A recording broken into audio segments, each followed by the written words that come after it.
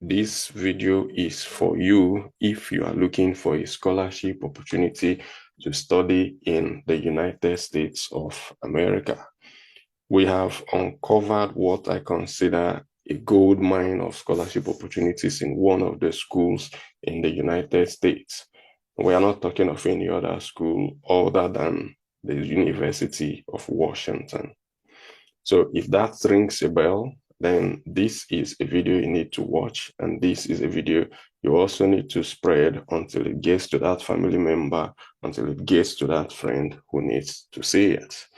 So why do we consider this a gold mine of scholarship opportunities? Because unlike some of the other opportunities we've shared in the past, this one is not just for a particular topic. It's not just in a particular topic or in a particular discipline. There are different areas of study that can benefit from this opportunity, different disciplines that can benefit from this opportunity. It covers both masters and there's room for master students, room for PhD students under different supervisors and across different disciplines. And so in this video, what I intend to show you is make these opportunities known to you, let you know the best of ways to approach these professors and doctors for possible funding. And the funding is just enormous. There are up to 75 funded opportunities just right now in this particular university. So let's get started. I take you through the website of the school. I show you who these lecturers are, and then I say a few things about how you can approach them and how you can reach out to them. So I'll be sharing my screen just right now, and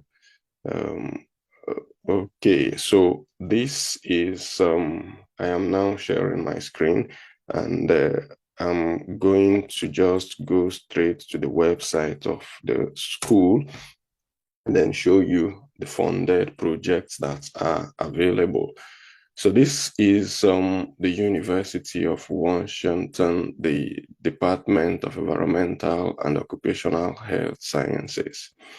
And as you can see, there are 475 plus funded research projects and centers in the department. So what areas do these things cover? You will find that there is a research program targeted at clean air. There is a research program targeted at clean water. There is a research program targeted at safe food. There is another one targeted at food systems, and just a whole lot of them. And when you are looking at these opportunities, the one thing you need to understand is that some of these are multidisciplinary. So I take an example with the first one, which is clean air. You find that or let's make an example with the second one, which is clean water. You find that the research is called clean water, which most persons would consider that is just for people in hydrology who studied hydrology at undergraduate level. But that's not just the case right here. So when you read the description of the scholarship of the funding opportunity, you realize that it is an interdisciplinary program involving faculty and graduate students from environmental and occupational health sciences, civil engineering, biochemistry, forestry, and microbiology. So the number one thing you need to pay attention to is that when you apply for these opportunities, or when you consider applying for these opportunities, you need to go deeper than the heading of the research or the title of the research, because sometimes the title of a research can suggest one thing, and in the end you find that even people who are from different backgrounds or who are from seemingly unrelated backgrounds are still able to apply for these opportunities and will be considered, because in essence research is usually multidisciplinary. In my own case, for instance, I'm doing research in the Department of Petroleum and Gas Engineering, but quite a lot of, a big chunk of what I am doing is in materials engineering. So that's how research works. So in the second opportunity you find here is safe food. So for each of these opportunities, or the third opportunity is safe food, for each of these opportunities, you find that there is an email address just below the description of the opportunity. And these email addresses you could use for further inquiries. For instance, if you need to find out something more, or if you need to express your interest in these opportunities, you can send an email to any of these places and you will be able to get a feedback from the school.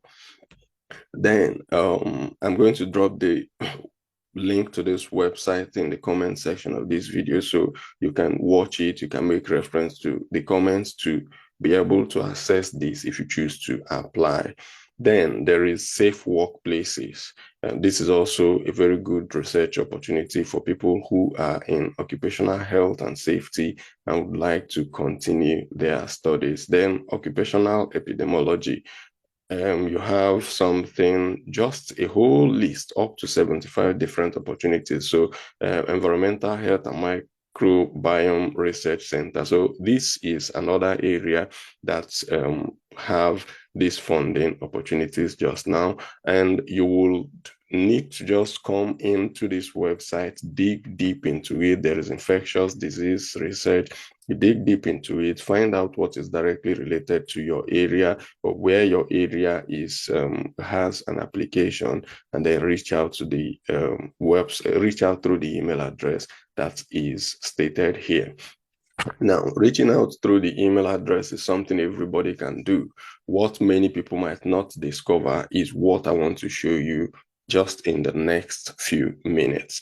So if you come to this website, you will realize that just to the right, left, the top left side of the website is a section called About the Department.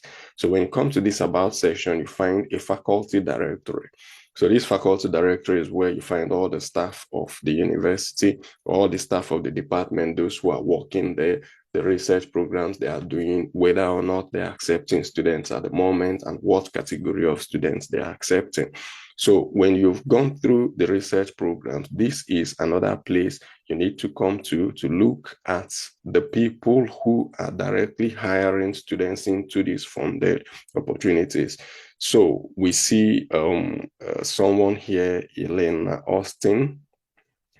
This, of course, this fellow is a professor, an assistant professor, and it's stated right here that she is accepting master's and PhD students, and her expertise is clean air.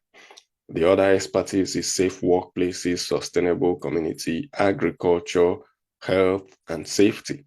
Now, if you want to reach out to this assistant professor, here is her email address. So we have identified an opportunity just in the other some minutes ago, that there is an opportunity under the Clean Air program.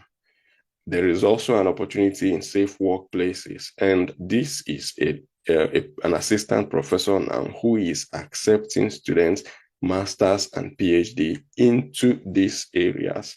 So you can reach out to her directly or reach out using the email address in the previous page that we just showed. Then after her, let's look at another professor, Assistant Professor Marisa Baker. So Marisa Baker is accepting new students into master's degree programs. So if you are planning to do a PhD, for instance, you might not necessarily bother reaching out to Marisa because she is not accepting any PhD students at the moment, but she is taking new master's students. And so reach out to her if you're considering a master's degree program in chemical hazards, environmental justice, occupational safety. These are her expertise, and these are the areas she would most likely be willing to, supervise a student and then accept a student into the funded program. That's not the end of the list. Let's look at this other person. Who else do we want to see now? So, Tanya, for instance, is accepting students into master's programs. She's also in that department she has expertise in clean air, safe workplaces, and the rest of them. So what are you supposed to do? This is Martin. Martin is accepting students into the master's program. You find that while most other opportunities are PhD related or oriented, in this particular environment, you have a combination, a mix of the two. So there is Sarah here who is accepting students into master's and PhD programs. So just reach out to these persons. Again, you could write an email to the email addresses that are stated in the previous slide and copy any of these people. So how do you write these kind of emails? What do you require to write a convincing email? Number one thing that you would need to state in every email that you write is the fact that you need to describe a little bit of your previous background, right? So if you are writing to, say, someone who has expertise in clean air and you have a background in microbiology, you need to be able to connect your previous background in microbiology, your previous academic qualification, and relate it to the research that the person has going on just now or accepting students into at the moment, right? So a good letter or a good email to any of these persons that you've seen here should contain an introduction of yourself, what you've done before, your previous work, your previous academic background, your academic background, your previous academic achievements. If you've got work experience that is related to the field, you also highlight it. Although there are times when people would mention that your work experience is usually relevant in research-related environments, but there are cases where your work experience is directly related to the area of research, and this could be a massive benefit or a massive gain to your chances. It could give a big boost to your chances and enhance your application. So after you've done the introduction, giving a background of yourself, the other thing you need to do is give an understanding of that research area. Right? So someone wants to talk about clean air and you're writing an email that shows the person that expresses your interest in that research. You want to include a paragraph that shows that you have an understanding of what a research in clean air means or what a research in clean air intends to achieve, or what is the need for research in the area of clean air. You want to maybe highlight how the environment is heavily polluted. You want to highlight why, how acid rain coming from, polluted air is having impact on the world or on our planet. You want to just say one or two things about that shows you have an understanding of what clean air really is, or what the need for clean air really is to our planet and to the beings that exist on this planet. After you've given that background, a good way to get a good understanding of, to show or to gain good knowledge, to show that you have an understanding of a field, is to read a research paper published by the professor or by the assistant professor that is in charge of that particular research area.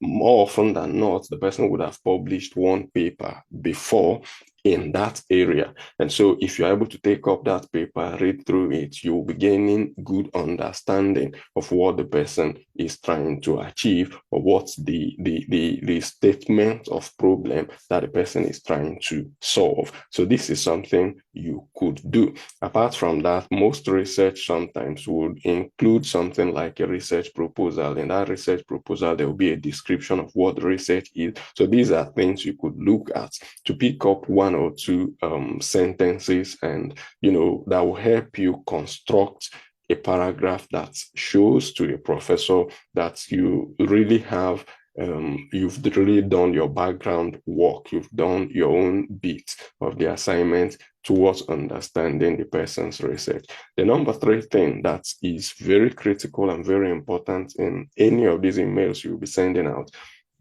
is a paragraph that shows how your skill sets will be able to contribute to achieving the research goal. So essentially, you have a paragraph that describes who you are, gives an introduction of who you are and what your background is, a little bit of your previous experience and all that.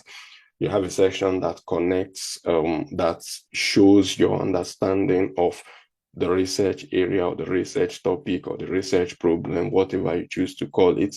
And then you need to also have a paragraph that shows how your skill sets will help achieve the research goal, will help solve the problem that is in question. So there are areas, for instance, that maybe microbiology or maybe biochemistry or maybe medicine, but a skill in data analysis could be useful. There could be areas that are engineering, but your skill in mathematics could be a big plus. And so you want to bring in how those things connect and how those skills are going to help actualize the goal of the research. And once you've been able to put these three together, all the other requirements that are needed, you will now add up in attachment. Of course, feel free to tweak the email just the way you want to do it or any way that you feel is best for you. But essentially, remember to include sections that capture these key areas. They're very important in any email that you are sending. Now, beyond this, I want to also encourage you to reach out on LinkedIn to all these assistant professors. And when you reach out on LinkedIn, it helps you achieve two things. So you're able to establish what I prefer to call a semi-formal relationship with them.